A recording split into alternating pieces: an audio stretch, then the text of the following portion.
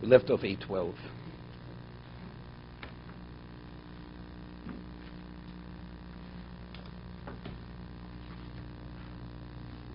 Second paragraph. Page 812, second paragraph.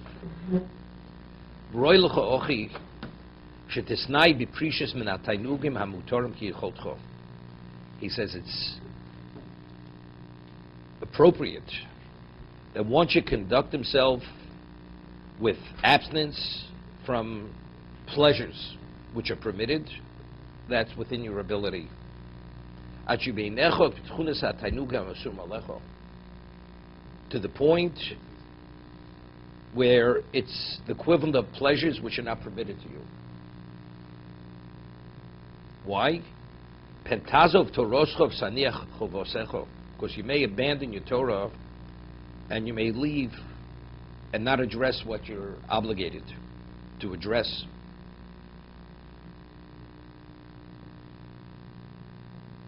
Like certain people, they're so conditioned with the diets, they could say, we haven't eaten that kind of food in years because it's unhealthy, or because I have an issue with it.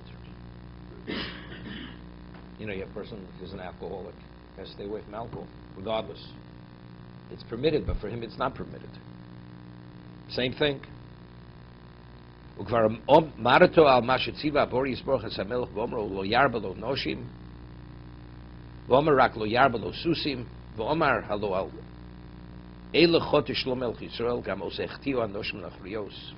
As a result of going beyond that was permitted to him, he was vulnerable to his wives,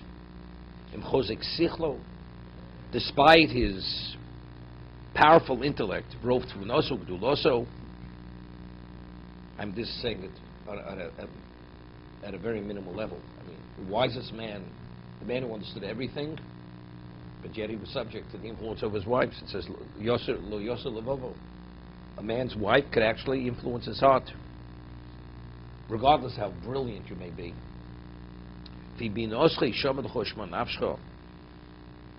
According to your understanding, you have to be careful and you have to protect your neshama. You should separate from anything that may separate you from the mitzvahs of Hashem. In your heart, he says, and in your thought.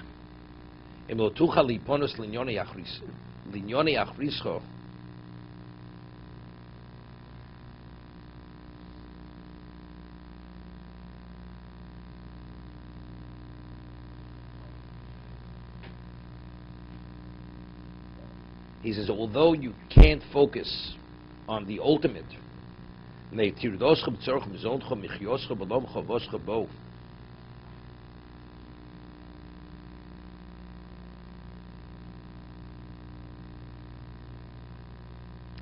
says in Pirkei Avos, if you consider three things, you'll never sin.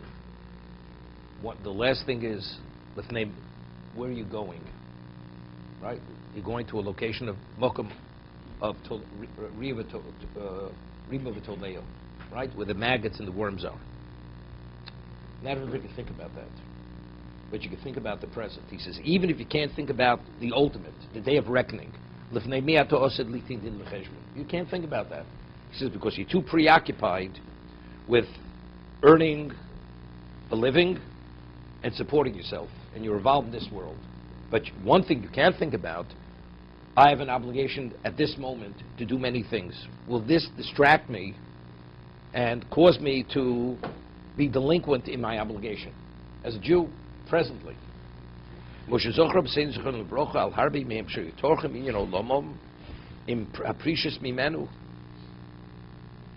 He says, you find they were involved in earning a livelihood, but nevertheless they practice it abstinence.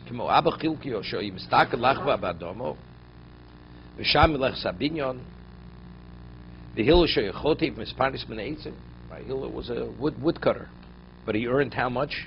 Only enough, but he didn't allow that to interfere. He abstained. How much did he earn every day? At the most minimal level, enough to support his family and to pay the entrance fee to the Beis Medrash. Nothing more than that. because he understood doing more than that would be considered a distraction for him. I asked the question, if you remember, the Gemara says that Hillel every day would cut less than 2 pennies worth of wood. One to give to his wife to support the family, the other to pay for the entrance fee to the Beis Medrash.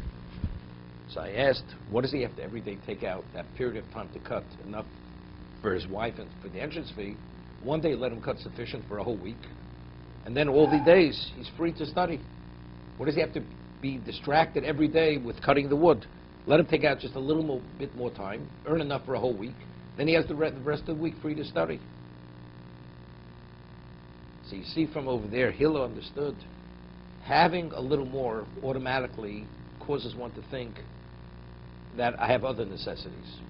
You only have the minimum, so whatever else you have, whatever else you may want is not relevant, because you're not able to afford more than what you have. The moment he has more than he needs for the day, something else becomes a necessity. It becomes pressing, it becomes a necessity.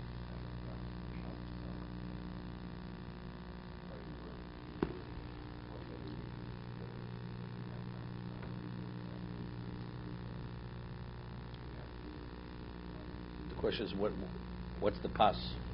You don't have pas basalo. You have more, you don't have pas. You have bread in the basket. How much bread do you have? You have definitely more than enough. Okay, you have bread. But here, the basket is empty. It becomes more empty. The basket is more empty if you have more money, because your need becomes more. It becomes greater necessity. And Hillel understood that. So he practiced abstinence on the most extreme level. One might say, great musicians say that I don't practice for the day. I know it the next day. And maybe there's something that goes that he understood. He needs to be at it every single day. So yes, if I take out a full day. Not a full day, not a full day, not a full day. Took him to cut this little bit of wood, it took him 5 minutes. So instead of taking 5 minutes, let him take a half an hour. Half an hour would cover him for the week. It's not he's taking off a day. No, that's not true. Simply, that was it. I mean, he was in the Beis Medrash the majority of the time.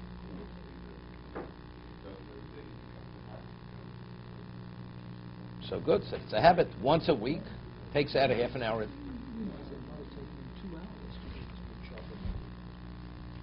Okay, maybe. It's not clear. No, I was thinking, maybe like you were saying. But for Hillel, the additional 5 minutes per day is like not practicing for a day. Right? Every day he has to be in touch to a certain degree. Detaching himself, this being distracted more than the minimum every day is considered a detachment. He wanted to be detached on a minimal level. Yeah, but that's not what he's saying. If I learned the Gemara, I could learn it. But he's speaking about within the context of abstinence. He didn't want to have more. He practiced abstinence at the most extreme level. So I'm saying with this is the way I'm explaining it. Without the Chovos HaLevavos, I would explain maybe as David. If I have to earn something, I will be distracted to the least degree. What is that? Survival. What is survival? Cutting enough wood for my wife and for the entrance fee. That's it.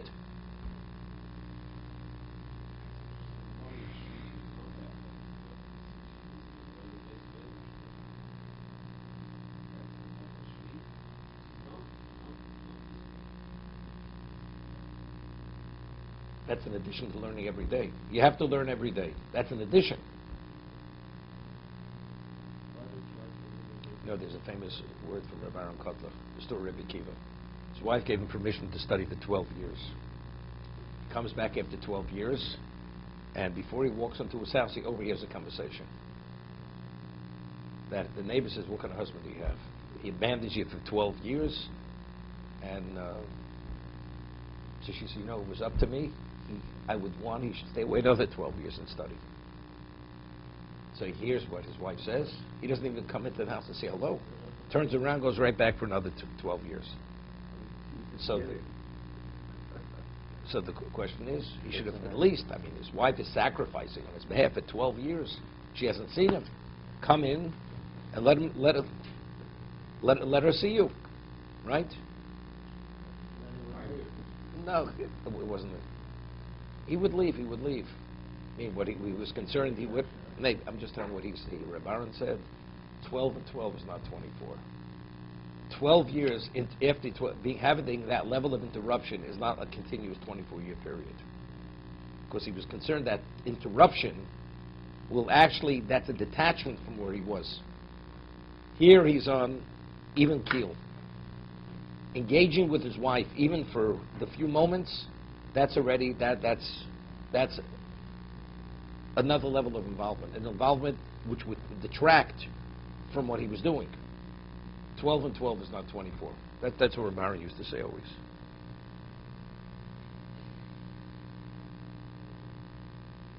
Well, we're saying the similar concept now in different segments. Take detachment of 5 minutes, that's a necessity. You have no choice. More than that, you do have a choice. I'll do it tomorrow. Rather than doing more, do it less. Right? So Hillel's choice was the least amount of time, that's the degree of time you detach yourself. So every day he would take out that minimal amount of time, which he had no choice, and that was the degree that he detached himself to earn the 2 kopecks. To be continued.